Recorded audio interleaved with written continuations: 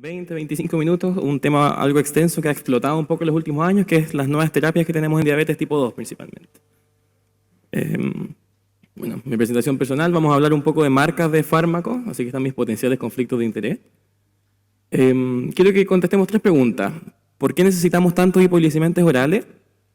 Quiero que salgamos un poco de la realidad del sistema de salud pública en un mundo ideal y flotemos y pensemos qué deberíamos elegir cuando la metformina no alcanza y, si alcanzamos, ver qué novedades tenemos en insulinización basal.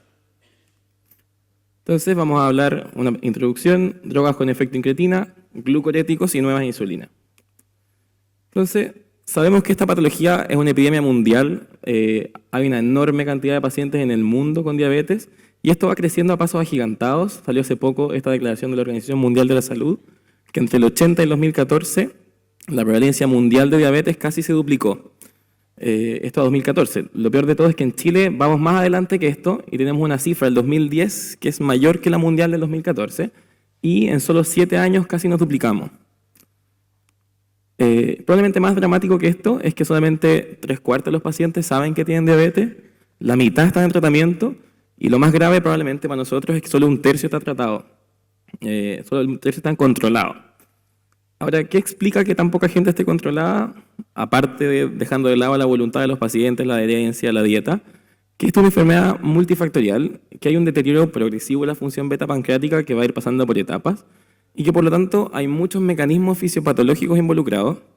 Ya en 2009 el doctor De Fronzo cambió la visión clásica de la diabetes, que teníamos una secreción alterada de insulina, aumento de la neoglucogénesis hepática y resistencia a la insulina, a 8 mecanismos potenciales que explican esto, que tenemos el efecto incretina, al cual nos vamos a referir bastante, aumento de la secreción de glucagón, difusión de neurotransmisores, aumento de la reabsorción renal de glucosa y lipólisis aumentada. O sea, la patología es compleja, hay mecanismos reverberantes que van causando que la glicemia suba.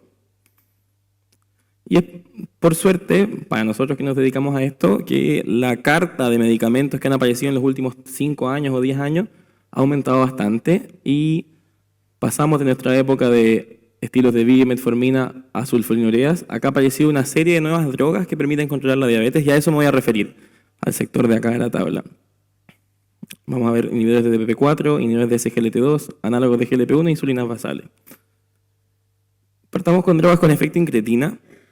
El efecto incretina, a modo de repasar, en presencia de una ingesta oral, ojalá de carbohidratos, el intestino es capaz de producir hormonas que se llaman incretinas, que la más importante probablemente es GLP1, que son capaces de estimular las células pancreáticas, tanto las células beta como alfa.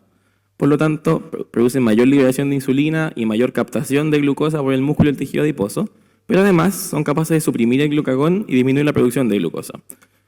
¿Por qué la gente no se cura de la diabetes comiendo? Porque esto rápidamente es inactivado por una enzima que se llama DPP4 y rápidamente inactiva estos péptidos después de comer. En los años más recientes también se ha visto que estos péptidos no solo tienen efectos pancreáticos, sino que cuando suben sus concentraciones tienen efectos benéficos cerebrales como inducir saciedad, ser neuroprotectores, efectos cardioprotectores, disminuir la producción de glucosa, ser estimulantes de la función beta pancreática y retrasar el vaciamiento gástrico. Por lo tanto, son moléculas que están en boga con acciones interesantes. Y a nivel pancreático podían estimular la proliferación de células beta y mejorar la función. ¿Cómo podemos manipular este sistema no solo de forma farmacológica? Lo más fácil y lo más antiguo es bloquear esta enzima que destruye estos péptidos. Y ahí nacen los inhibidores de DPP4 que básicamente inhiben esta enzima, por lo cual el GLP1 y GIP permanecen más tiempo en circulación y logran hacer su acción fisiológica. Estas drogas no son tan nuevas, pero comparadas con metformina, con sulfonilurea, sí. Existen desde el 2006, la más antigua. Actúan en presencia de glucosa oral, por lo cual los hace bastante seguros que no tienen riesgo de hipoglicemia. Sin embargo, son hipoglicemiantes moderados. Dado que actúan en presencia del efecto incretina, tienen un control que principalmente es postprandial. Y la gracia que tienen es que existen múltiples presentaciones que vienen combinadas con metformina o solas. Y lamentablemente son de alto costo. Antiguamente estaban cubiertas por varias canastas GES de ISAPRE, hoy en día no. No tienen contraindicaciones formales, que esto también lo hace bastante atractivo. La sitagliptina, vildagliptina y saxagliptina requieren ajuste con función renal y esta, una de las grandes gracias, la linagliptina, no requiere ajuste con función renal y se puede usar incluso en diálisis. Hoy en día tenemos algunos reparos con la saxagliptina que les voy a contar y se podían usar en insuficiencia hepática moderada. O sea, suenan bastante atractivos. Ahora, cuando vamos a hablar de eficacia, hay múltiples estudios. Estas drogas llevan en efecto en circulación desde 2006. Hay muchos estudios, así que me voy a referir a un par de metaanálisis que muestran su efecto. En términos de glicosilada, a largo plazo, a 2 años, son iguales a sulfonilureas, igual de efectivos que sulfonilureas en reducir la glicemia. En términos de peso, comparados con sulfonilureas, son más favorables, es decir, la gente respecto a sulfonilureas pierden 2 kilos respecto al otro grupo, o el otro grupo gana 2 más. Y lo otro interesante que tienen es que respecto a sulfonilureas, un mayor porcentaje de pacientes alcanza las metas de glicosilada sin hipoglicemia. O sea, parecen drogas de entrada bastante más atractivas. Además, en términos en diabetes es importante determinar la seguridad cardiovascular de una droga. Veremos algunas drogas dudosas. En términos cardiovasculares, no aumenta la mortalidad cardiovascular, es decir, parecía ser segura, pero sí hay alguna preocupación de que podrían aumentar las hospitalizaciones por insuficiencia cardíaca. Esto a expensas de un estudio con una de las drogas que se llama saxagliptina, que es el que concentra todo el efecto. Sin embargo, trabajos más actuales que este metaanálisis, que es del 2015, con otras moléculas han visto que no causan más hospitalizaciones por insuficiencia cardíaca y podrían ser más seguras. Entonces, si comparamos con lo que ya hay, después de metformina, que actualmente es sulfonilurea, estas drogas tienen una potencia más bien moderada, son neutros en peso, no causan hipoglicemia, cardiovascularmente parecían ser neutros, aunque está esta duda con saxagliptina, y sí tienen costo alto. Cambiando de familia, la otra forma de manipular este sistema es siendo agonista directamente del receptor de GLP-1. Y por eso tenemos los análogos de GLP-1 que están aprobados para su uso desde 2005, pero su uso se ha masificado más en los últimos 5 años, porque probablemente tienen el problema que son inyectables y tienen que administrar en vía subcutánea. Tienen distintas vías medias que probablemente no nos interesa tanto hoy día. Se metabolizan y eliminan por vía renal, por lo tanto hay que ajustarlas por función renal. Y si bien en los estudios que uno ve la acción hipoglicemiante es moderada, en la experiencia que uno puede tener son bastante potentes y controlan nuevamente principalmente la glicemia postprandial y además causan pérdida de peso, por lo cual son ideales en pacientes diabéticos y obesos, pero estos sí son de muy alto costo, estamos hablando entre 70.000 y 200.000 pesos mensuales. Tienen muy baja incidencia de hipoglicemia, sin embargo, como dijimos que GLP-1 tenía efectos gástricos, estos fármacos causan estasia gástrica y los pacientes pueden presentar náuseas y vómitos hasta en 15% y cualquier alteración gastrointestinal. Existen reportes aislados en animales de pancreatitis y de cáncer medular de tiroides, pero son solo en animales y eso no se ha replicado en humanos. Y sí están contraindicados por su eliminación renal en falla renal severa. Sobre efectividad, en general hay 2 metaanálisis grandes de 2 de las moléculas, una es lixisenatide y la otra es liraglutide. Les voy a referir uno porque los resultados son básicamente iguales.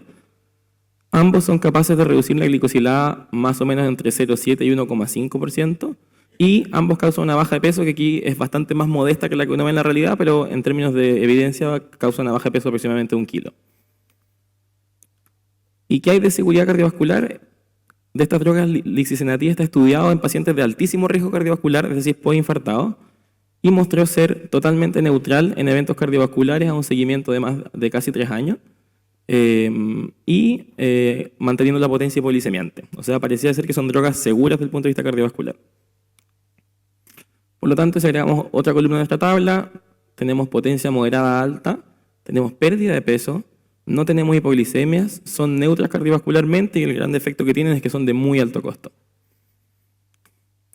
Cambiando un poco de mecanismo, en los últimos 2 años ha aparecido un nuevo mecanismo de la diabetes, que es la reabsorción renal de glucosa. Recordemos que toda la glucosa que pasa por los glomérulos se filtra y en el segmento S1 se absorbe un 90% por un canal que se llama, un cotransportador que se llama SGLT2 de sodio glucosa y 10% se absorbe en otros segmentos con SGLT1, por lo cual en condiciones normales de euglicemia no perdemos glucosa por el nefrón.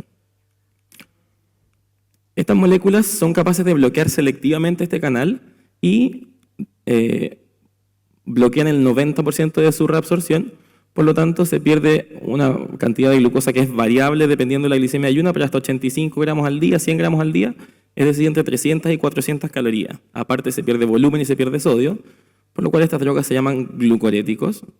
Interesante es que tiene una vía de acción extrapancreática, a diferencia de todo el resto de las drogas que tenemos, estas drogas no dependen de la función pancreática. La gente por la pérdida de calorías y de volumen pierden peso y presión arterial. Hay estudios en ratones, y la experiencia personal también lo muestra, que la microalbuminuria, al contrario de lo que uno podría pensar, regresa con usar estas drogas. Y, por supuesto, que al tener una orina constantemente con glucosa tenemos riesgo de infección urinaria y micótica. ¿Qué evidencia hay de su efecto?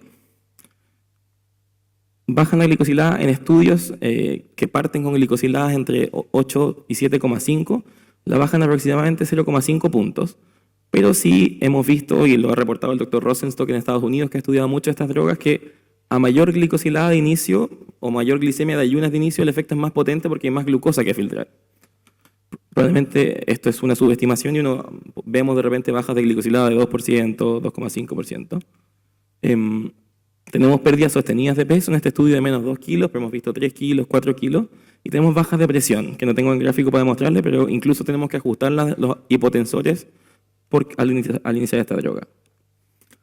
Y probablemente esta es la gran vedette de la diabetes de este año, que por muchos años no hemos tenido drogas que muestren beneficio cardiovascular en los pacientes diabéticos, y empagliflozina, una de estas drogas, en un estudio randomizado muy bien diseñado, logró mostrar disminución de eventos cardiovasculares desde etapas precoces del seguimiento, disminución de la mortalidad cardiovascular, disminución de la mortalidad por cualquier cosa y disminución de la hospitalización por insuficiencia cardíaca. O sea, desde metformina no teníamos drogas que lograran mostrar esto. Sin embargo, son drogas nuevas que recién las estamos conociendo y puede que aparezcan efectos adversos nuevos que no conocemos. Así que siguiendo nuestra línea, si agregamos otra columna a nuestra tabla, tenemos una potencia que en literatura es moderada, yo les digo de experiencia personal que puede llegar a ser alta. Los pacientes bajan de peso, no producen hipoglicemia, tienen beneficio cardiovascular, que según, como insisto, es un gran logro en diabetes, y son de costo similar a los de PP4. Por lo tanto, insisto, dejando de lado que lo que tenemos cubierto en el sistema de salud son las sulfonilureas, la carta de fármacos para diabetes se ha abierto bastante con efectos bastante más interesantes que lo que ya teníamos, y hay que considerarlo en caso que se puedan costear. Solamente un par de palabras, también en los últimos 3 años han aparecido insulinas basales nuevas. ¿Por qué necesitamos insulinas basales nuevas? No sé si todos lo saben, pero en el año 2003 el estándar NPH fue comparado con una nueva insulina que se llama Glargina, y desde ahí ya sabemos que es igual de potente que NPH en reducir las glicemias de ayuno y la glicosilada, pero vemos que también precozmente en los días de seguimiento la cantidad de hipoglicemias que produce estas insulinas nuevas es dramáticamente menor que una reducción de 40% del riesgo relativo. Sin embargo, existe un segmento de pacientes que sigue presentando hipoglicemias con Glargina. En el año 2008 aparece Detemir, que es otra insulina análoga similar a Glargina, y ocurre lo mismo, que es equipotente en glicosilada, equipotente en glicemias, y tiene diferencias no significativas en hipoglicemias. Por lo tanto, Detemir tiene menos hipoglicemias que NPH, pero siguen habiendo hipoglicemias. Y ahí nacen las insulinas basales nuevas. Las insulinas basales nuevas son de acción ultra lenta, y son 2 en las que están disponibles actualmente. Tenemos Degludec y tenemos Glargina concentrada, Glargina de 300 unidades por ml. Son insulinas análogos de acción ultra larga y tienen vida media mayor a 36 horas. Y aquí está un gráfico comparando con Glargina, y vemos que los niveles de insulinemia son más planos a lo largo del día. Los niveles de la acción, la potencia hipoglicemiante es mucho más plana y pareja y no tiene pic, y la duración es más de 36 horas, lo cual otorga mayor flexibilidad en horarios y tiene menos riesgo de hipoglicemia. Esto está estudiado. Para conocerlos un poco, Degludec es una molécula nueva que forma multihexámeros que se disocian en dímeros y luego en monómeros de forma muy lenta desde el subcutáneo y da estos perfiles de acción hipoglicemiante ultraplanos. Por otro lado, y Degludec efectivamente reduce las hipoglicemias a lo largo del día comparado con Glargina.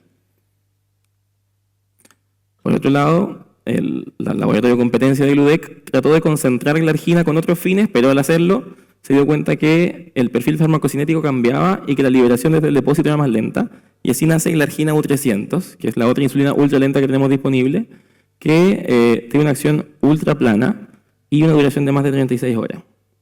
Y también ha sido capaz de demostrar diferencias significativas en hipoglicemias tanto en el día como en la noche. Entonces, este es el algoritmo de tratamiento de la ABA. Hay muchos algoritmos de tratamiento, están las guías chilenas, están las guías de la Sociedad de Endocrinólogos Americanos, pero sabemos que tenemos que partir con estilos de vida, metformina, y después elegir otra droga, ¿ya? ¿Y cómo vamos a elegir otra droga? Tenemos que considerar eficiencia en bajar la glicosilada, tenemos que considerar el peso, no es menor, y sí tenemos que considerar sobre todo hoy en día el riesgo de hipoglicemia porque tenemos opciones para hacer esto, y por supuesto que, dado que son drogas costeadas por los pacientes, tenemos que considerar qué es lo que prefiere hacer el paciente. Esto es solamente una recomendación personal, por favor no se tomen como una guía, pero lo que yo hago y lo que yo enseño, esto es lo que estamos actualmente en el sistema de salud pública, estilos de vida más metformina, pasamos a sulfonilureas. Yo recomiendo que salgamos de esa idea y nos abramos un poco. Y creo que la primera droga que deberíamos elegir, si bien son nuevas, pero tenemos beneficio cardiovascular, es un inhibidor de SGLT2. Sin embargo, también es discutible que la segunda droga podría ser un inhibidor de DPP4, son ambas drogas seguras o benéficas cardiovascularmente con costos similares. Y la tercera droga debería ser la otra, ¿no? Un siguiente paso, a mi gusto, debería ser usar insulina basal. Y probablemente el médico no especialista debería ser capaz de manejar esto y eventualmente derivarnos a nosotros cuando haya que añadir agonista receptor de GLP-1 o insulinas prandiales. Y ojalá que en mi mundo ideal, flotando, que no haya problemas de costos, las sulfonilureas algún día desaparezcan. Por lo tanto, ¿por qué necesitamos múltiples hipoglicemiantes? Porque tenemos una enfermedad compleja de fisiopatología muy enredada y que tiene múltiples mecanismos reverberantes que podemos tratar de irlos controlando uno a uno. ¿Qué elegir cuando no es suficiente metformina? Mi opinión es que tenemos drogas nuevas que si se pueden costear, debemos pensar en elegirlas, sobre todo las que tengan beneficio en peso y en riesgo cardiovascular. Y existen algunas novedades en insulinización basal que permiten reducir el riesgo de hipoglicemia en los pacientes. Muchas gracias.